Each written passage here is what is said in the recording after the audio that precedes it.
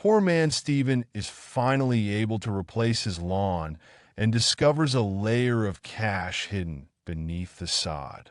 He imagines a life of wealth and ease, but when others try to claim his money, Stephen goes on the run. Don't miss out on this captivating journey filled with suspense and discovery. If you enjoy this video, be sure to like, subscribe, and hit the notification bell for more amazing finds and thrilling adventures. "I shouldn't have joined the Homeowners Association," Stephen muttered as he sliced his patchy lawn into strips. Stephen worked for hours. When he started rolling up the sod, he found something strange. "What's this layer of plastic doing here?" Stephen exclaimed. Stephen tugged on the corner of the sheet and fell on his, but in amazement. Stacks of dollar bills were hidden beneath the plastic. "Holy moly," Stephen whispered as he stared out across the expanse of his lawn. Stephen started stuffing the money into a trash bag, but then a gust of wind sent the bills swirling into the air. Stephen jumped to catch them. "Wowie! Is that what I think it is?" Stephen's heart leaped into his throat. His neighbor, Billy, was leaning on the picket fence separating their yards.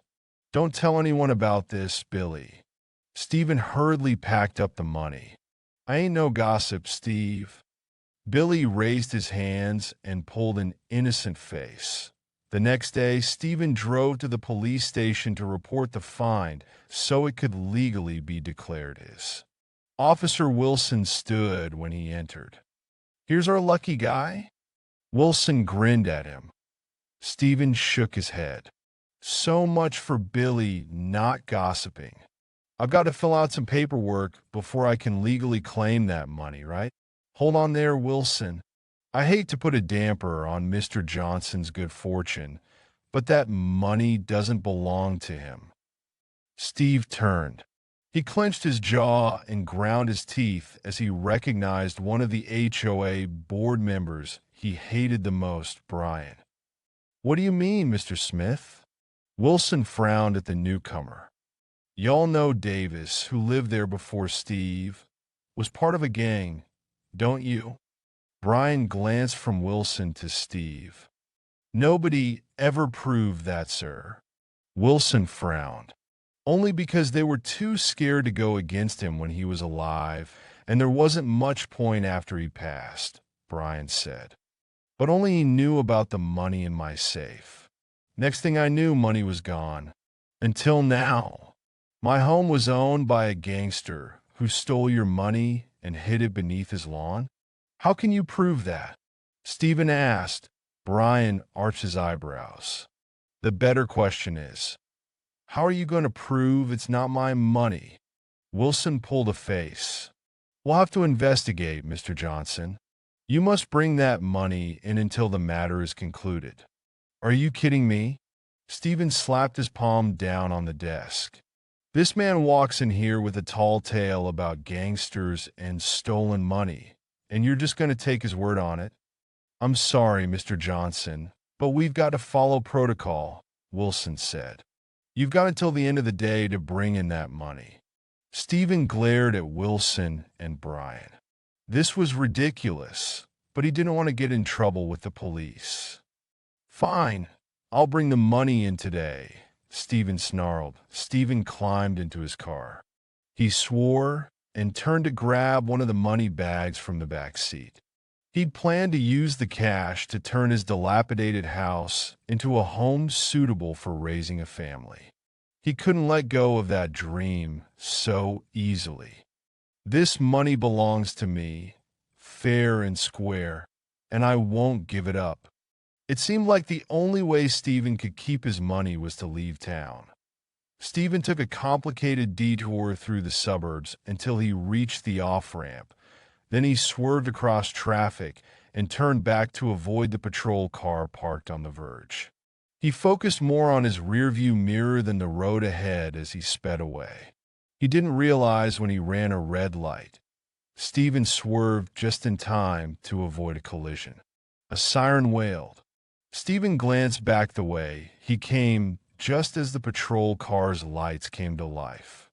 He floored the gas. Stephen pulled into the undercover parking for a mall, grabbed a money bag in each hand, and fled into the night. He sprinted until he reached the next street and stopped dead when he saw a police car drive past. "They're everywhere," he muttered. He'd have to find a place to lie low so he could figure the best way out of this situation. The neon lights of a motel sign caught his eye. He dashed across the road, dodging traffic, and entered the motel office. "Give me a room for the night," he demanded. "I'm paying cash, and I'll give you a big tip to keep my name out the register, understand?" Stephen opened the motel room door just wide enough to enter and locked it once he was inside. He didn't want anyone to know the room was occupied, so he used the torch on his phone to look around the room. Stephen stared at the phone in his hand. The lock screen showed a picture of the cabin nestled between tall fir trees where he'd stayed on his last camping trip. When he saw it, Stephen knew exactly who to call for help. "Jared," Stephen exclaimed, "I've got myself into a real fix, and I need your help. Mr. Durong, Stephen is in trouble." Jared laughed. "What have you done?" Stephen explained everything and begged Jared for help. "Luckily, you came to the right person," Jared replied. "I can solve your problem, so long as you show me the proper appreciation afterward." The following day, Stephen sat in the passenger seat of Jared's truck, wringing his hands. "You're all clear on how this is going to play out, right?" Jared glanced at Stephen. Stephen nodded. Jared thumped him on the shoulder and turned into an undercover parking area. He parked next to Stephen's car, and both men climbed out. They got everything in place for Jared's plan. A few minutes later, Stephen climbed into his car. "I'm scared," dudded. Stephen turned to look at his friend through the open car window. "Of course you are, but you're doing the right thing for your future." Jared grinned at him. "Go now. The sooner you get out there, the sooner you'll be done with this." Stephen drove around town 5 times before he spotted a police car driving through an intersection. Finally, Stephen sighed. He couldn't let that cop car get away. Stephen sped after the police car the moment the traffic lights changed. He chased the patrol car over a hill and through another intersection. As he closed in on the car, he was rewarded with the flash of lights and the siren's wail. "Good day, officer." Stephen grinned at the police officer who'd approached his window after he pulled over. The officer peered at Stephen for a moment, then beckoned to her partner.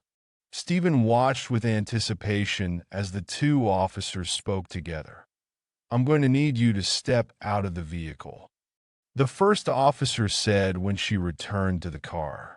"You're a wanted man, and I'm placing you under arrest." Stephen stepped out of the car with his hands in the air while the second police officer searched his car. "This is what we're looking for," the second officer exclaimed when he opened one of the bags on the back seat. A few minutes later, he turned to Stephen with narrowed eyes. "This is all counterfeit. What have you done with the real money?" "That money ain't counterfeit. It can't be." Stephen tried to angle his head to get a better look at the money in the second cop's hand. "You mean to tell me I did all of this for fake money? That all this cash is worthless?" "It would appear so, mister." The police kept Stephen in jail for 3 days, but since they couldn't charge him with anything, they had to let Stephen go. Jared was waiting when he was released. "Not everyone would have had the guts to do what you did," Jared said as they drove away. "I had no choice." Stephen shrugged. "The police would have caught up to me eventually no matter how well I hid." "Well, there won't be any more hiding for you." Jared grinned. "Can't prosecute a man for trying to keep a treasure that turned out to be fake, right?" Jared drove them straight to his motel. They locked themselves in the room. Then Jared reached under the bed and started pulling out trash bags. "Here's your real treasure," Jared said. "Safe and sound, just like I promised. My new life starts now." Stephen opened the bag and threw a handful of cash into the air. Life sure was good, but a heavy knock at the door ended it all.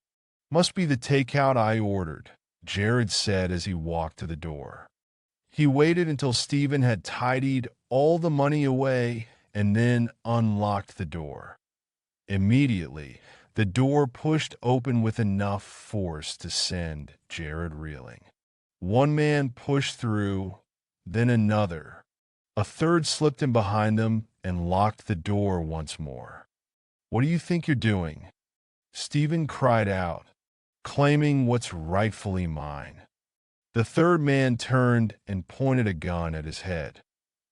"I'll be taking back the money Davis stole from me now." The man grinned. "And thank you very much for ensuring the police will never come looking for it."